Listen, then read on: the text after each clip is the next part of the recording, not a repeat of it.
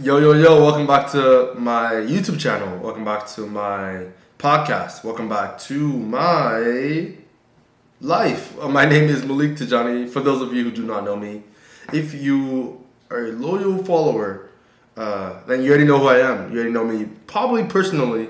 You're either a family or friend, or someone who is bound to be my friend because you will be my friend. Anyways, I guess on the topic of friends, which is also my favorite show, today's video is about authenticity, and it is about being who you are, truly being who you are, expressing yourself in the way that you want, speaking the way that you want, and feeling the way that you want to every day. And my very first point is it kind of talks on how it feels to be authentically and unapologetically. Oh, I got that first try. Yourself, how it really feels. And for me, it is I love using this word when I wrote it down. It is a supremely positive feeling. It is a very invigorating feeling that makes me want to do it more. And whenever I'm being myself, like fully, and the people around me accept me for who I am, it's like I'm unstoppable. Like it's really like everything just makes sense. Everything just slows down. Everything just comes together. It's a very beautiful feeling. And you notice how I said being yourself brings this feeling, but I didn't say just that. I said you have to be yourself, and you have to be accepted by the people around you.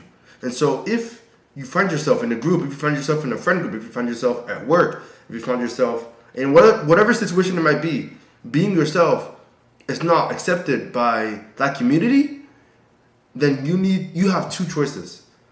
You are either going to choose option A or choice A, where you conform, you adapt, you mold yourself to the environment, to those people, and you start to not really be yourself. Maybe sometimes, but you start to really do what is appropriate for work, or what is appropriate for school, or what is appropriate for family, whatever it might be. You start to not really be your authentic self fully.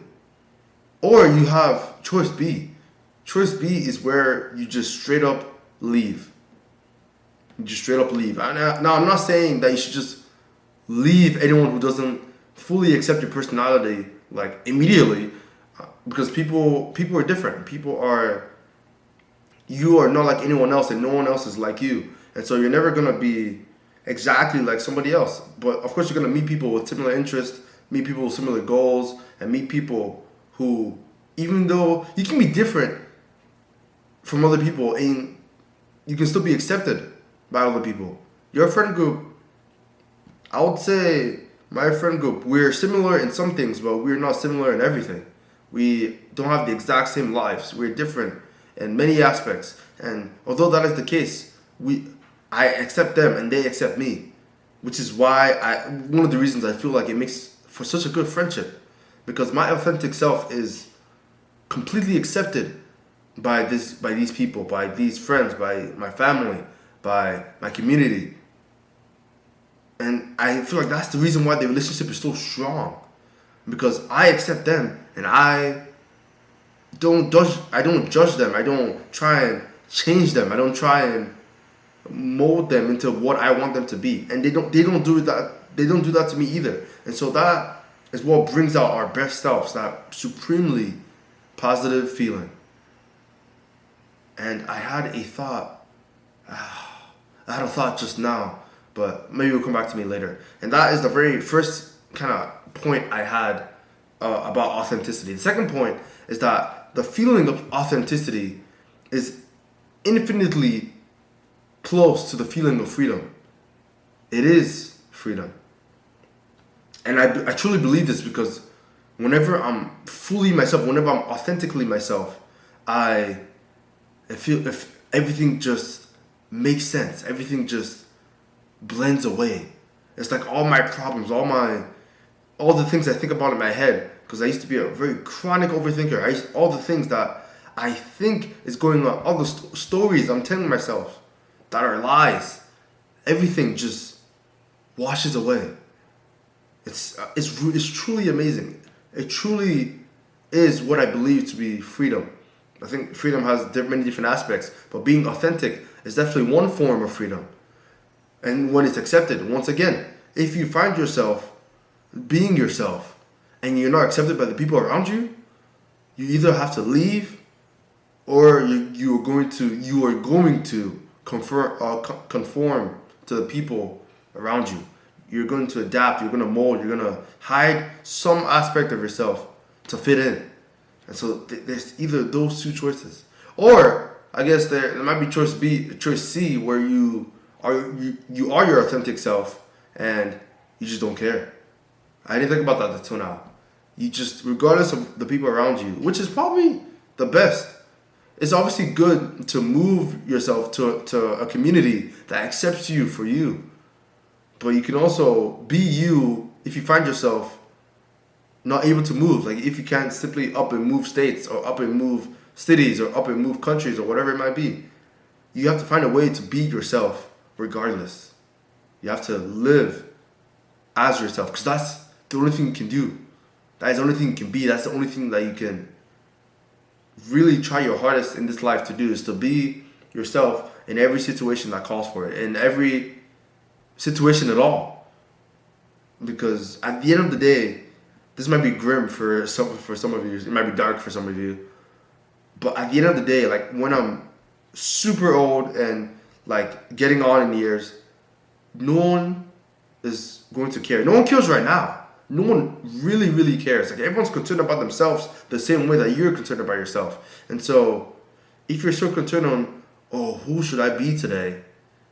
You're only wasting time. You're only wasting time that you could have used being yourself. And you could have had a much better experience by being yourself. I find myself, I'm saying myself so much, I am having the most memorable and the most enjoyable time whenever I am myself. This is just a fact. It's time-tested, research-based, study-based with a sample size of 1, which is me. Whenever I'm authentically myself, I am having the best time. And sometimes that looks like getting out of my own head. Sometimes I literally say in my own head, I'm going to be goofy right now because my authentic self is very goofy whenever like something is serious. That was the worst way I could have worded it. But essentially, my authentic self comes out more when I'm goofier. Of course, I'm serious sometimes. I'm not goofy 100% of the time. But whenever I'm talking, whenever I'm interacting with somebody, whenever I'm making them laugh, whenever I'm goofy in that sense, is whenever I start to really get into that flow. And that flow is really what feels like freedom. And my very last point is kind of tied into a story, but essentially it is how to conquer social anxiety for anyone out there, whether I think this tends to affect young adults more, people, teens, kids, whatever it might be from young. And then as you grow older, you either kind of set into your roots of being an introvert or you kind of break that mode at some point in time and realize that, oh, this wasn't so bad. And so this is how to conquer social anxiety for anybody, even if whether you're 60 or whether you're 6, it doesn't really matter. And I guess to emphasize this point, I'll talk about a story from this past weekend. I was invited to a campfire social and it was a new friend. A new friend invited me to a campfire social with her sister and her sister's friends, and I think her friends as well. A total of about maybe 10 to 13 people, like new people. I'd never met people before. I knew my friend, and that was it. I didn't even know. I kind of knew her sister, but I never really like talked to her that much. So I knew one person out of 13, and I was invited. This was Saturday. I got this invite at 3:30 p.m. and the start time, I think it was 3:30 p.m. roughly. The start time was 7:30 p.m. 4 hours later. Like this is, I don't want to say by far, but one of the most spontaneous things I've done in recent. I don't want to say over the course of my life, but recently, I've been planning so much. And I was like, you know what? let's switch it up. let's be spontaneous. And the old me would have been crippled by social anxiety. He would have been riddled with it. Like the fear would have overcome me. Even if I got that invite a week before, I would have declined it. I'm almost 90% sure I would have declined it if I got that invite even a week before. This is how bad it was. I would have Google searched how the best way to decline an invite in a polite way. Something along those lines. I would have Googled something. Because I know that's how bad it was. I'm telling you. And compared to this, when it was the day of, it was 4 hours before it actually started. And what I didn't say is that the location wasn't near me. The location was 1 hour and 45 minutes away. And so that's 1 hour, 45 minutes one way. And so I'd have to drive that back, depending on whatever time I leave. And all the things that the old me would have paid attention to, that I would have used as reasons to not to go, I discarded all of that. Like, I am the new me. I discarded all of that and I said, yeah, I'm down. I went. I somehow got there late, even though I had a lot of time to prepare. Anyways, I got there at around 8:30 p.m. and I pull up in the driveway in the house right next to them, and the neighbors immediately, like, it was so quick, opened their blinds. They were like looking like, who's this black guy? And I immediately like drove forward to like a suitable parking spot. I get out of my car, and my friend meets me at my car. And right before, there's like a staircase to go downstairs into their backyard. Their backyard is like down and to the left, and there's like a campfire there. There's cornhole like on the side. And there's people there talking and everything. And my friend, right before we go down, my friend stops me and asks me a question. And I don't think I've ever been asked this question before. She asked me if I had social anxiety. She asked me if I had social anxiety. The old me would have spoken. He wouldn't even have been there in the first place. And I said no. And immediately after I said no, I said maybe a little, because these are new people. Like, let's be real. These are new people I've never met before. They could be psychopaths. They could be murderers. Like, I've never met these people. I obviously trusted my friend. She's not a psycho, but I had a little bit of social anxiety. But I still said no. I said that after, but I said my initial response was no. And that kind of puts into practice another habit I have, where I speak like the person I want to become and not the person that I am, which is why I said no flat and not maybe a little at first. So anyways, going forward, we go down the stairs, and before, I'm confident, but I'm not the most confident guy in the world. So I went to go play cornhole at first, because it's not a sport, but it's fun. It's kind of a fun thing that everyone just loves to do. Just throw a bag into a hole. It's pretty simple. And that kind of got me warmed up. I talked to the people I was playing with, and that got me that got the conversation talking. And like I said before, I am my most authentic self when I start talking, because I get out of my head. Because when I start thinking, I start to overthink. And when I start to overthink, I'm not going to stop thinking. And it's just bad. So I started talking, and then maybe after 15 minutes, 20 minutes, I was, okay, let's move to the main group. Let's go to the group that's surrounding the campfire, like in a circle, basically. And I had the best time. I don't want to get into like the nitty-gritty details of everything. Even where I sat, like the immediate place where I sat, it was like a chair that was kind of isolated on one side of the campfire, and everyone else was like round about on the other side. And so I was like over here, and everyone else was like kind of surrounding me. It was just one chair, and I made a joke. I played off that. I didn't just like sit there awkwardly and just like looking like, yeah. So I played off that, and I made a joke, and it made everybody laugh. And after talking, if I make you laugh, it's over. Like, it's actually over, because I know your humor now, and now I know how, like, what jokes to say. And when people laugh, it's like the best icebreaker. Like, I think the best icebreakers are the ones that get people like talking and laughing and stuff. And so I made them laugh, and from there on, it was like smooth. I was like, okay, let me cook. And you know what I mean? Like, let me cook. So the whole night went good, and I got there 8:30, and I left at 12:30, past midnight, like 12:30, 30 minutes after midnight, and I had to drive an hour and 45 back. I knew this the whole time, but I had so much fun.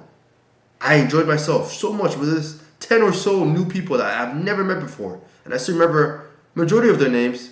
That I stayed till 12:30, and I was like, I would have stayed longer. If you know me personally, during late night conversations, I will stay as late as possible. I've stayed up with the group till 6 a.m. from like the day before. In college, it was crazy, and so yeah, I only left that early because I had to drive almost 2 hours back, but I had that much of a fun time. And so, how to conquer social anxiety? My my advice to myself from 3 years ago, maybe 4 years ago, is to place yourself in as many social situations as possible. See, the problem with my old self is that I would have a routine and never break the routine. I would wake up, eat breakfast wake up at 6:30 a.m., be ready by 7:30 a.m., eat breakfast, be done with breakfast by 7:50 a.m., go to class at 8 a.m., finish class by 10 a.m., get back home, sleep, wake up, go eat lunch, do homework, eat dinner, sleep, do homework, whatever it might be, sleep, boom, done. There's class, and there's food, and there's sleep. That is it.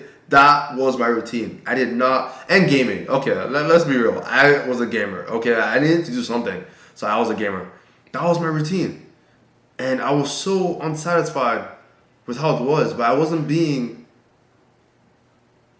unsatisfied with my life because I wasn't being social. I wasn't going to all these events that I know I can enjoy, but I couldn't break that mold.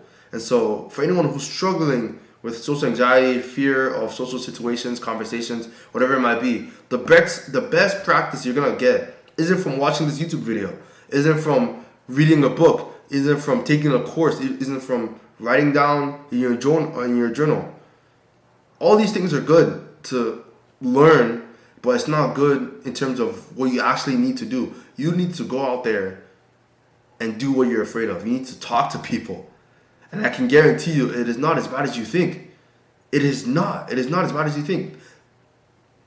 They're just like you, in the sense that they might not look like you, they might not speak like you, they might not think like you, but they are a human being. They are a person.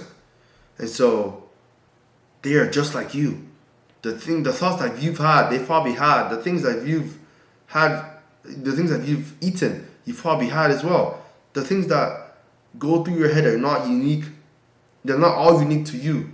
They've also been shared by other people who have lived, other people who are currently living, and people who come after us as well. And so they are just people. You need to just talk to them. And if you don't know how to start a conversation or how to keep a conversation going or how to do anything social in general, just, for instance, try something you've read. Of all the YouTube videos, of all the books, of all the things that you've read and learned and like jotted down, try one at a time.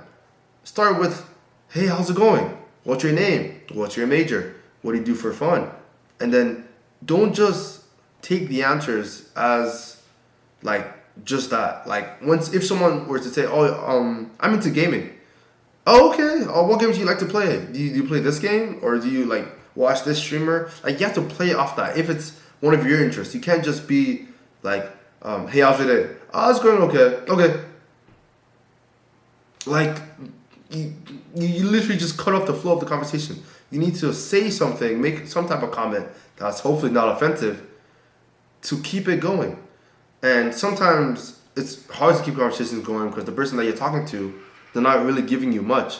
And so in that case, it's not really on you, it's on them. But in the case where they're giving you so much information, use that and get out of your head. That is another one of the best advice. The best advice I can give to my older self is to stop thinking, to literally stop thinking and just start saying things, just start trying things, just do anything. And so that is my best advice on how to conquer social anxiety and how to become your full, authentic self. Number one, the feeling of authenticity is a supremely positive feeling that once you are authentic and you're accepted fully for your authentic self, you will keep doing it. It will feel so natural. You will start to flow in it. The second point is that the feeling of authenticity is infinitely closer to the feeling of freedom, because it is freedom. At least one form of freedom. And number 3 is how to conquer social anxiety. Place yourself in as many social situations as possible. Go to a conference, go to try out a new job, talk to your coworkers, meet new people in your city, go to a new country, go to a new city, meet new people, go to a club, join an organization, do something, stream on Twitch, start a YouTube channel, do anything where you're just simply talking and socializing and becoming a conversationalist. Do as much as possible. And that is what I have for y'all for today's episode. I am surprised at the amount of material that I gave to y'all today, because a lot of this wasn't even written down. Like the 3 points was, but everything after that was, the story was, but everything after that was like me off the top of my head, because this is something that I really struggled with 3 years ago. And really and truly, the best advice I can give you is to really just stop thinking so much and just start doing. I will see y'all next time. Praise God.